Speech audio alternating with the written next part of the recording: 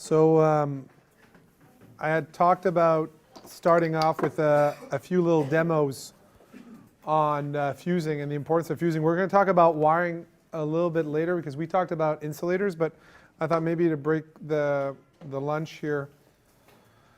There's going to be 4 videos. So this is a fuse right close to the battery.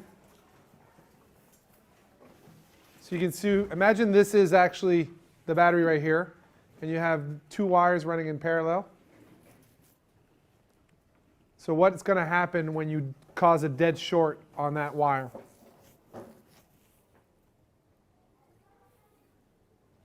With no fuse you're talking. There is a fuse. It's right here. The fuse is right there. Right? So what did we see? I mean, these are large cables, right? So first thing, that's like, I think it's 1 aught.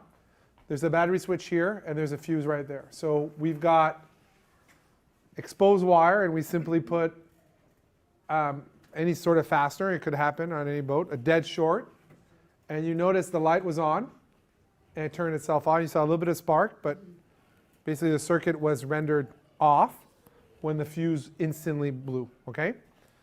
Any questions about that demo? And that, what we're seeing there is we're seeing a fuse at the beginning of a circuit, right?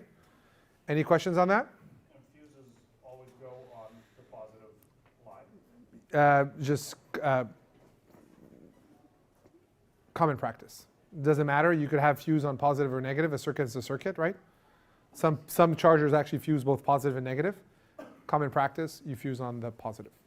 It's a circuit. It really doesn't matter. The problem with the negative is you'd have more of the circuit energized. Yeah. Okay. All right. So this is fusing number 2. Now here's where it happens a lot. So we've got a fuse location. And you know this is the start of the circuit. See no fuses here. No fuse at all. And we have a fuse right beside the appliance. Now notice this is how VHF radios and everything else is wired, right? There's no fuse at the beginning of the circuit. The fuse is right beside the appliance.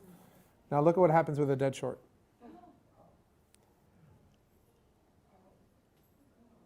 That's 2 feet, 3 feet of wire. The wire melted. Do you see how long it took? Do you see the smoke? By the way, imagine this is when people tell you they're doing maydays and they can't breathe and they have an electrical fire. An electrical fire is the opposite of a campfire with marshmallows. Okay? There is no element, oh, it's burning, it's glowing, it's pleasant, oh, I see a fire. This is not a fire in a garbage can. Okay?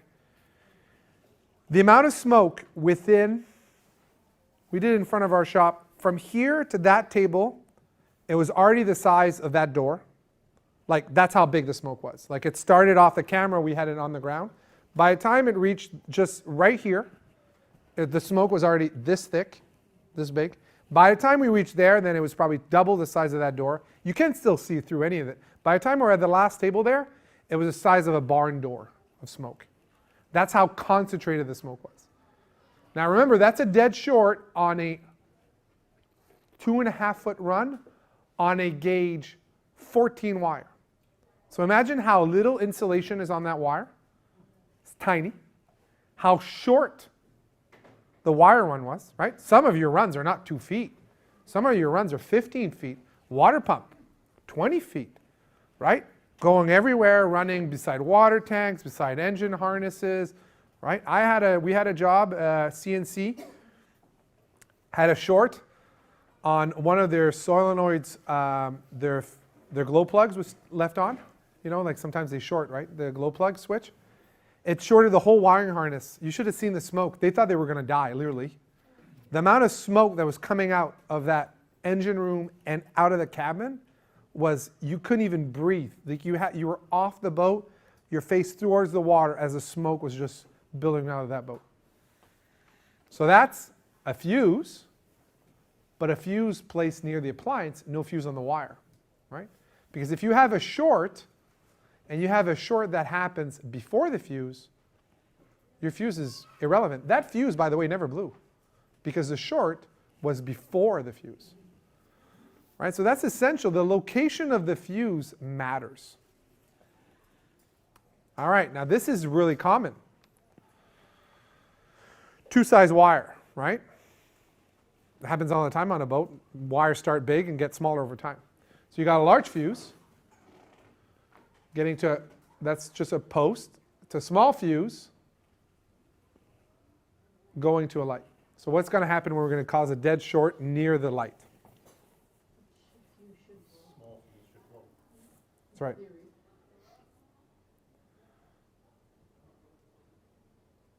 Right. So that's exactly right. The small fuse blew. This fuse here blew. Okay? The next one, which is this one over here, they both have a fuse, by the way. There's a fuse you can't see right here, an A&L 150 amp fuse that's rated for this wire. Okay? So now the next circuit. So now you've got two wires, right? Happens all the time. Every boat's got this. It's all starts with a large cable, large fuse, 150 amp, gets to your panel. Now you're connected to a light. What happens when you cause a dead short on that? Remember, there is a fuse on that circuit. The fuse never blew. It's just big. It can handle it. It can handle 150 amp. This wire here can't. You can actually see the wire melted again. That's right. Well, this is smaller, but yeah. So again, notice how a fire is not a fire, right? Because honestly, when I have connotations of fires, having spent a lot of time, camping and stuff like that, that's kind of, I'm not scared of fire. Actually, fires don't scare me. That's fine. Well, the problem here is the smoke. And it's not like white smoke from a fire, from wood burning. It's the jacket, the insulation from the wire. And it's so toxic and it's so opaque that you can't see anything. That's the issue. It's not the fact that you have a fire on top of in the galley and you're seeing it and it's in flames. It's the fact that when you have an electrical fire, your whole boat is going to be pitch black. You won't see a thing. You'll have no idea where you are. You won't see anything. You can't breathe and you can't see. And that's on a gauge 14 wire. That's nothing. Imagine when it happens on a gauge 2, 0, 1 aught, where the jacket is literally 3 mils thick. The wire will never, it's going to take a while before that wire melts off. Right? Imagine the amount of smoke that would take off a 10-foot run on a 1 aught wire. It would be a life event. It's a tsunami on your own boat. Okay, can you just review what the best scenario is? The best scenario, there's 2 scenarios. There's 4 scenarios in total, 2 are the best. One is you always want a fuse at the start of the circuit. So that's right close to the battery. That's right. That's exactly right. And the second scenario is a caveat of that, or a permutation on that, but you always have to fuse right near the battery or the source of power. That's in the most simplest forms, right? If we had a simple little canoe with a battery and a light, something very simple, you'd go back to the battery. There'd be no distribution panel. You'd go to the battery. So every circuit to the battery would be fused. Pretty straightforward. Because you have to protect the wire. The second video that we saw, we had no fuse on the wire, only a fuse on the appliance. I.e., like a VHF radio, like a lot of things, the fuse are connected directly on the appliance. As an installer of that equipment, the manufacturer of the VHF presupposes that you have a fuse on the segment of wire leading to the connection of the VHF fuse, right? It assumes that you know what you're doing, right? I mean, it's not selling you an electrical system, it's selling you a VHF, which is part of an electrical system. Yes? So if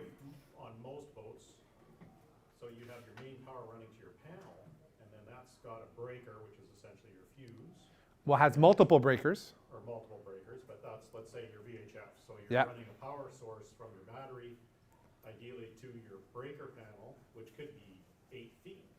Or Correct. more, 10 feet. Yeah.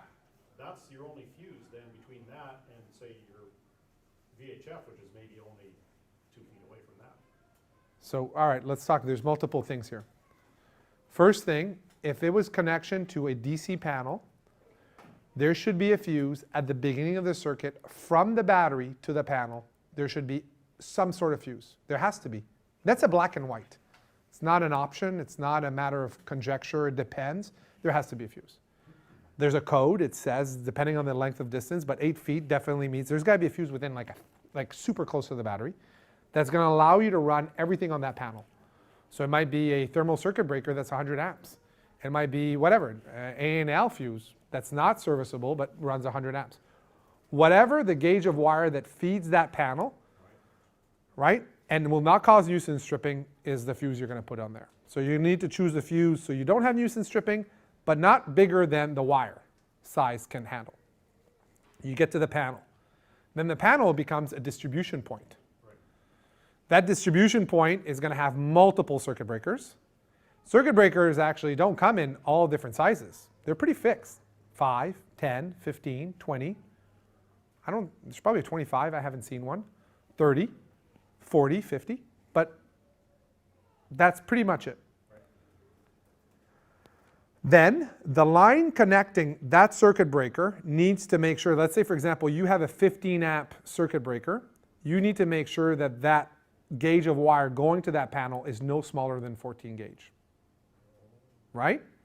Because if it's 16, you're not protecting the line, it's too little. 16 gauge is smaller than 15 amp. It can't handle 15 amp.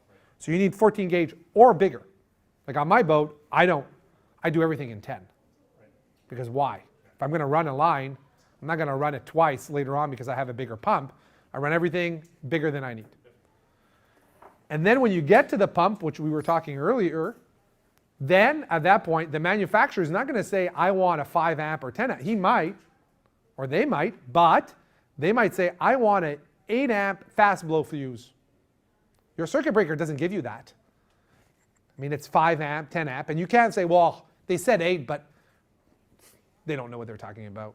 I'm an expert, so I got this, right? You can't do that. So what do? You go, okay, now you put an inline fuse that came with the water pump right near the water pump, and now your whole circuit has literally 3 fuses on it. Has a fuse at the battery, 100 amp, going on a large gauge wire, going to distribution panel, going on a 10 amp breaker, going on a gauge 14 wire, going to a fuse that goes to a pump. And that's how it's done.